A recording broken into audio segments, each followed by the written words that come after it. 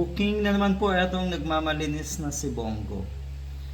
Kung kayo rin po ay isa sa mga naniniwala sa drama ni Bongo, may problema kayo. Ayan, sabi niya kasi una na niyang sinabi na hindi daw siya pumirma kasi hindi naman daw niya nabasa yung bicameral report.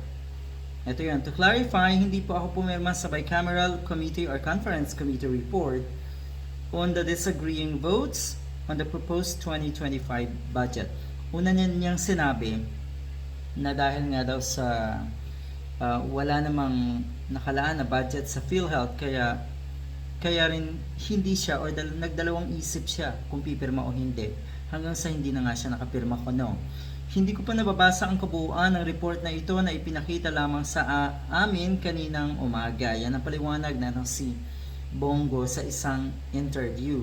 Subalit, nakakuha kamakailan nga etong media company na ito ng kopya ng Bicam report kung saan makikita nga na may lagda etong si Bongo. Ito yon. Ngayon, kay Bongo daw lagda yan. Di umano, ito may lagda ni Bongo na di umano ng ilang mga senador nga. Sa kabila ng pagkakaroon ng blank item sa budget items sa 13 pahinang dokumento sa unang ibinunyag ni Digong at ni Representative Ongab sa isang episode ng isang podcast. Iyon, nabisto na meron palang pirma etong si Bongo. So ano daw yung nauna? Ni-review muna or pumirma agad? Mukhang pumirma agad daw, saka na lang ni-review.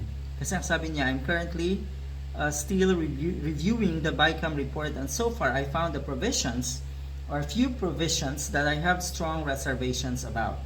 Katulad ng sinasabi nga niyang proposed budget for PhilHealth. I will manifest my findings later during its ratification in the Senate plenary.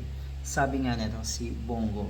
So, ang punto dito ng mga netizens, ba't kailangan mong magsinungaling para depensahan at suportahan yung claim na si Digong doon sa podcast na yon? Ay halatang halata. Napaka-obvious na nakaandyan kayo sa Senado para talaga ipagtanggol si Digong. At siguro sa puntong ito, wala naman kayo talagang pakialam sa budget.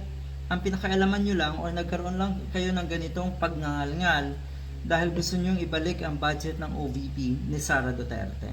Yun naman ang pinakapunto nyo dito.